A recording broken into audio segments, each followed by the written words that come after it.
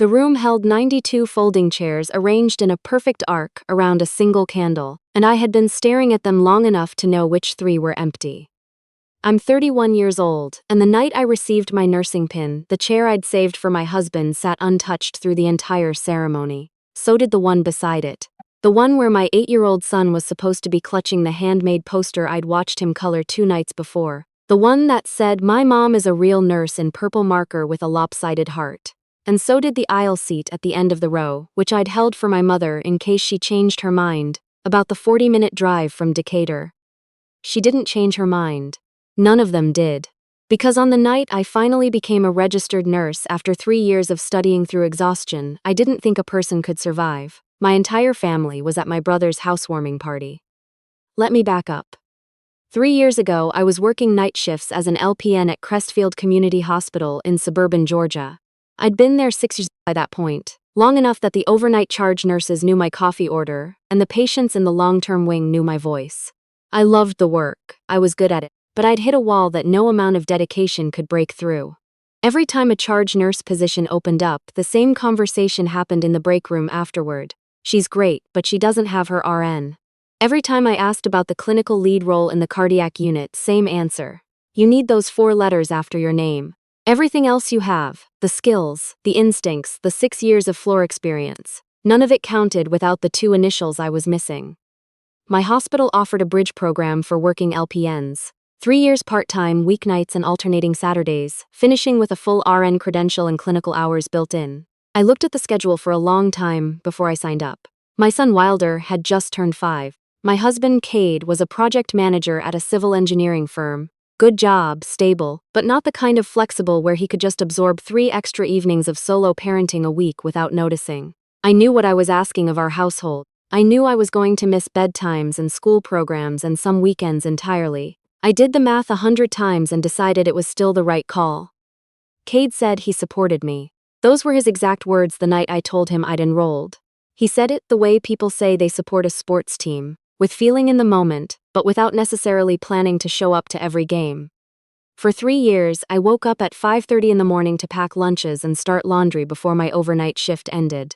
I went to class Tuesdays and Thursdays from 6 to 9 p.m. and every other Saturday from 8 to noon.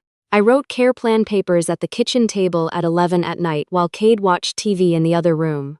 I missed Wilder's 2nd grade Halloween parade because I had a pharmacology midterm. I missed our anniversary dinner because I had a clinical simulation that couldn't be rescheduled. I watched my son grow 3 inches and lose 4 baby teeth on a schedule I was only half present for, and I told myself every time that it was temporary, that the sacrifice had a finish line. The finish line was the pinning ceremony. If you're not a nurse, you might not understand what that means. It's not just a graduation. It goes back to Florence Nightingale. When she completed her training, she was awarded a pin as a symbol of commitment to the profession. Every nursing school carries that tradition forward. The ceremony itself is deeply intentional. A candle is passed, a pledge is spoken, and then a loved one comes forward and pins a small silver badge over your heart. You choose who does the pinning. It's an act of acknowledgement. It's your people saying, "I see what you did, I witnessed it." I had chosen Cade, and I had asked my mother to come, and my father, and I'd gotten an extra ticket for Wilder, even though 8-year-olds at formal ceremonies are always a gamble. I made those plans 6 months in advance. My brother Hollis is 35, 2 years older than me, and he is the kind of man who makes everything look easy because for him it usually is. He started his own contracting business at 28, got lucky with a few commercial bids early on, and turned that into a thriving company with 12 employees and a client list that included 3 school districts and a county courthouse renovation. He is charming in the way that fills a room, the kind of person who laughs loudest at his own stories and somehow makes you love him for it. My parents have adored him since birth with an uncomplicated, uncritical love that I spent most of my childhood trying to understand and eventually stopped trying to earn. When we were kids, my parents drove 3 hours round trip to every single one of my brother's travel baseball games. My science fair projects sat on the kitchen table the night before, waiting for my father to come look at them, and he always meant to. He always had a reason he got there late. As adults, my mother calls Hollis every Sunday morning. She calls me when she needs something explained. A bill, a prescription label, a form from the insurance company. I am the reliable one, the useful one. In my family, those are not the same as the celebrated one. I told myself it would be different this time. This was a milestone. This was 3 years of documented sacrifice. Surely, I thought, this time they would make the drive. 8 weeks before my pinning ceremony, my brother texted the family group chat. Housewarming at the new place, finally done with the reno. Dinner, drinks, full tour. Saturday the 14th, don't miss it. My ceremony was Saturday the 14th. I stared at the message for a long time, then I called him directly. That's my pinning ceremony, I said. I told everyone about it months ago. Oh shoot, not a long one. Can people do both? Hollis, the ceremony is in Marietta. Your house is in Kennesaw, it's the same evening. I've already got caterers booked, he said. Like this was a logistical complaint and not a question of which of his sister's life events he was willing to prioritize. And 40 people coming.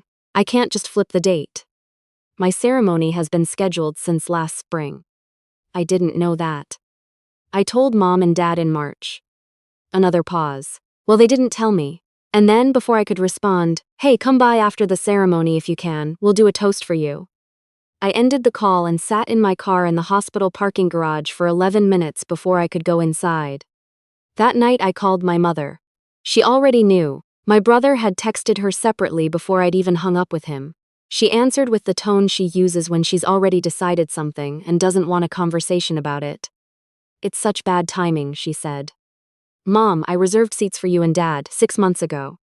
Honey, Hollis has guests coming from out of town. Your Aunt Vera is flying in from Phoenix specifically for this. This is my nursing pinning ceremony. You're supposed to come and watch. That's the entire point. It's not like we're missing a graduation. You're already working as a nurse. I pressed the phone against my forehead and breathed slowly. This is exactly like missing a graduation. It is a graduation. We'll celebrate with you another time. Dinner somewhere nice. I hung up. I was too tired to cry.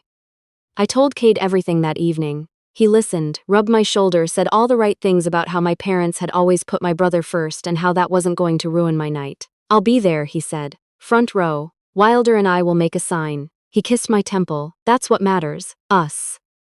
I believed him. I needed to believe him, so I did. The week before the ceremony, I noticed Cade had been texting more than usual. Quick exchanges he'd angle his phone away from, the kind of thing you notice after years of marriage without it necessarily meaning anything. I didn't think about it clearly until 4 days before, when my mother called to ask whether the kids were coming to Hollis's party. She meant Wilder. She meant that Cade had mentioned something to someone in the family about potentially bringing him to the housewarming. I didn't call Cade from my car this time. I waited until I was in the kitchen with the stove off and the dishwasher stopped, and the house quiet enough that nothing could absorb what I was about to say. Tell me what you told Hollis. He didn't pretend not to know what I meant. That almost made it worse. Wilder's been asking about the pool at the new house since Hollis mentioned it at Christmas. I just said we might stop by after the ceremony. You said we might bring our 8-year-old to a party, instead of sitting with me while I receive my nursing pin. It's not instead. It's after. Cade. I kept my voice level. The ceremony runs until at least 8:30. By the time we drive to Kennesaw, the party will be winding down. And that's if you're actually at the ceremony, which you're now clearly uncertain about. I'm going to be at the ceremony. Are you? He ran both hands through his hair. Wilder really wants to go. His cousin's going to be there, and Hollis got one of those inflatable water slides. Stop. I put my hand flat on the counter. Stop explaining to me why a water slide is competing with 3 years of my life. What followed was the kind of argument that doesn't really get louder as it gets truer, where each thing said lands quietly and heavily, like stones dropped into still water. I told him he had complained every single time my studying inconvenienced him and had somehow still arrived at a place where he couldn't give me one evening without negotiating. He said he'd been essentially a single parent 3 nights a week for 3 years, and maybe I hadn't noticed how much he'd carried. I said I had noticed, and I was grateful, and I was also allowed to ask for one night. And I told him, because I needed to say it out loud, even though part of me didn't want to hear my own answer, that if he had been the one in school, if he had been the one with the pinning ceremony, I would have been in the front row. That is not a guess. That is a certainty I have lived by for 12 years of marriage. And I needed him to understand that the question was not hypothetical for me. It was the standard I held myself to, and I had a right to hold him to it too. He said he'd be there. I told him I needed more than a promise at this point. I slept on my side of the bed facing the wall. He slept.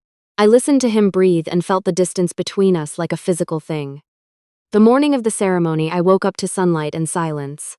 Cade's side of the bed was cold. The house had the particular quiet it gets when no one is in it. I already knew before I walked downstairs. The note was on the kitchen counter next to the coffee maker. Took Wilder to Hollis's to help set up. We'll try to make the ceremony. Proud of you, Kate. I read it 3 times. I folded it in half and put it in the trash can under the sink. Then I made coffee. I drank it standing at the kitchen window, watching the backyard. The bird feeder Wilder and I had filled on Sunday was half empty. I thought about how we'd stood on the porch step together while he tried to pour sunflower seeds from a bag twice as big as his hands. I got dressed. My colleague Luz had offered to drive together, and she was at my door at 12:30 with flowers, a small bunch of yellow tulips she'd wrapped in tissue paper herself. She took one look at my face and didn't ask questions. She just handed me the tulips and said, "You ready?" That was enough. The pinning ceremony was held at the Marriott Conference Center on Terrell Mill Road. There were 22 of us in the cohort, and the room filled up fast with families. Grandmothers in Sunday best, toddlers in dress shoes, fathers holding professional cameras. I found my assigned row and put my cardigan over 3 seats. I left them there until the program director asked us to take our places up front, and then I folded the cardigan into my bag. The ceremony began with the passing of the candle and the reading of the Nightingale Pledge. I stood in my line and held the flame and said the words I'd been saying in my head for 3 years, as a kind of prayer, a kind of proof that this moment was real. My voice did not shake. I had practiced not shaking. When my name was called, I walked to the front of the room. The director of the program, Ms. Hartwell, who had pushed me harder than anyone in 3 years and told me at least twice that she believed I had the instincts for leadership, stepped forward to pin me herself when no family member came to the stage. She pressed the small silver pin over my left chest, above my heart, and held my hands in both of hers for a moment before she let go. "You earned this," she said quietly, "just for me." The applause from the room was polite and warm. Nowhere in it could I pick out a voice I recognized. I sat back down and looked at my empty row and felt something crystallize inside me. Not grief exactly, and not rage. Something harder than both. Something that had been soft and hoping for a long time and had finally decided it was done. After the ceremony, the families poured into the lobby for photos and champagne. I stood near the window with Luz, who had hugged me the moment we were dismissed and had not said anything like "at least you have us," because she is smart enough not to. She just stood next to me and let me be still for a minute. I checked my phone. 22 texts in the group chat from the housewarming, photos mostly. My parents at the new kitchen island. Wilder in the backyard with a pool noodle. Cade laughing at something, head thrown back holding a beer. And 37 missed calls from Cade, all within the last 90 minutes. My hands went cold. 37 calls do not mean someone is running late. 37 calls mean something happened. I stepped outside and called him back. He answered before the first ring finished. His voice was high and airless. "Where have you been?" Wilder got stung. Multiple times. He was by the back fence, and there was a nest in the ground. He didn't see it. He stepped on it, and he stopped, took a breath. He's having a reaction. We're at Now Urgent Care on Barrett Parkway. His throat, they gave him epinephrine and they're monitoring him. But he's okay. He's okay, they say he's stable, but I didn't know if... "I'm coming," I said. "Which entrance?" I have been a nurse for 6 years. I know what a real emergency sounds like, and I know what a false alarm sounds like. And as I drove, I made myself breathe evenly and assess what I actually knew. Epinephrine administered, patient described as stable. Good information. The opposite of the worst outcome. My son was at an urgent care facility and not an ICU. I held on to that distinction for 17 minutes that felt like an hour. The waiting room at Now was bright and cold and full of Saturday afternoon walk-ins. I gave Wilder's name at the desk and was pointed to Bay 4.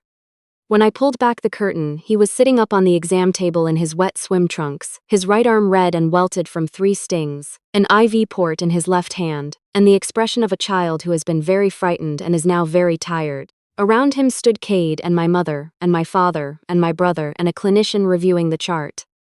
They all turned when I came in. Wilder said, "Mama." And he started to cry. The slow, exhausted cry of a kid who has been holding it together for the adults in the room and finally doesn't have to. I went straight to him. I put my arms around him carefully, avoiding the IV line, and he pressed his face against my shoulder and breathed. "I've got you," I said. "You're okay, I've got you." The clinician explained.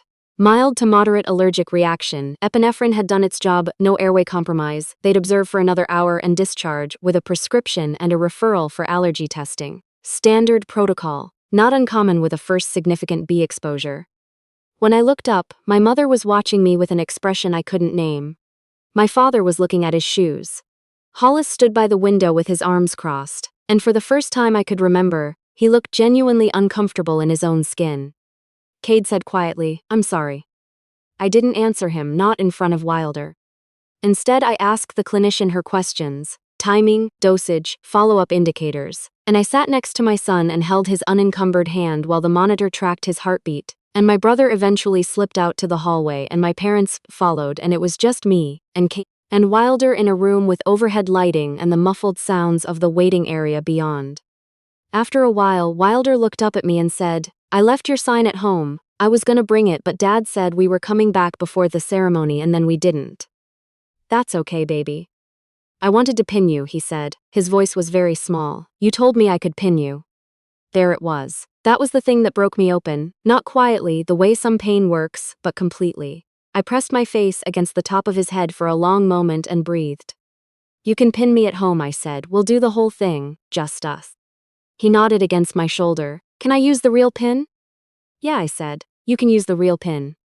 That night, once Wilder was home and settled on the couch with his arm elevated and a bowl of cereal and a show he liked, I told Cade I was going to stay in the guest room for a few days, not leaving, not making a final decision, just putting physical distance between us so I could think without his expression in the room. He didn't fight it. He stood in the kitchen doorway and looked at me for a long time and then nodded. I spent those days going to work, picking up Wilder from school, calling the allergy clinic, and sitting very still with what had happened. I wasn't looking for permission to be angry. I already knew I had it. I was figuring out what I wanted to do with it. I called my mother on a Tuesday. I didn't lead with accusations. I asked her directly, for the first time in my adult life, to explain to me why my brother's calendar consistently took precedence over mine, and I told her I needed an honest answer, not a diplomatic one. She was quiet for a long time. Then she said something I hadn't expected. "I think I've always assumed you didn't need us the same way he does." "What does that mean?" "You've always handled things. You always land on your feet. I guess I thought you'd be fine either way."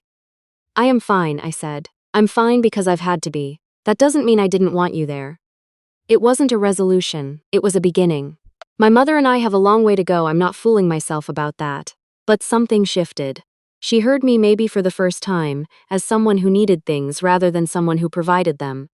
My conversation with Cade took longer and happened in pieces. At the kitchen table after Wilder went to bed, in the car on the way to the allergy appointment, on the back porch one evening when the air had finally gone cool. He told me he had known, in some part of himself, that choosing the housewarming was wrong, and he had spent weeks telling himself it would work out fine, because he hadn't wanted to deal with disappointing Wilder or managing the conflict with my brother. He said that, out loud, in a way that clearly cost him something. I appreciated that he didn't dress it up. I told him what I needed: a partner who treats my milestones as milestones, who talks to me before making decisions that affect my most important days, who teaches our son by example that the people you love deserve to be shown up for. He listened. He didn't get defensive. We scheduled our first session with a marriage counselor the following week. Not because we were falling apart, but because we had let things slide in the dark long enough. 6 weeks after my pinning ceremony, my brother drove to our house on a Saturday morning, with a sheet cake from the bakery on Canton Road, a bottle of Prosecco, and the look of a man who has been sitting with something long enough to finally do something about it. My parents were with him. My father was carrying a picture frame, a photo someone had taken at the ceremony apparently, of me at the podium with Ms. Hartwell. I didn't know anyone had taken it. I didn't know they'd had it printed and framed. Wilder pinned me in the living room. He held the small silver circle with both hands and pressed it, very carefully, against my shirt above my heart. His tongue was between his teeth the way it gets when he's concentrating. When it was straight, he stepped back and looked at it and said, "Perfect." It was a month late. It was not the moment I had planned, in the room I had planned it, with the candle and the crowd and the 92 folding chairs. But my son's hands were shaking slightly when he did it. And that detail is the one I will carry. I have the RN behind my name now. I took the charge nurse position in cardiac 3 months later. The pay increase covered the counseling sessions and then some.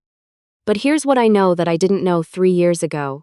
When I enrolled in that bridge program with a spreadsheet of logistics and a quiet hope that the people I loved would see what I was doing and choose to show up for it. You cannot earn belonging by being indispensable. The people who only notice your value when you become useful to them are not the same as people who show up. The difference matters more than I knew how to say then. I am still working on saying it now, to my mother, to Cade, to myself on the days when old habits of smallness try to creep back in. But I have my pin, and I have the memory of my son's careful hands, and Hartwell's voice saying you earned this, and Lou's handing me yellow tulips at the door without asking a single question. Some witnesses are the ones you didn't plan for. They're enough, if you'll let them be. If you've ever had to stand up for yourself at the exact moment you most needed someone to stand up with you, I want to hear about it. Leave it in the comments below. And if this story found you at the right time, subscribe. I'll be here.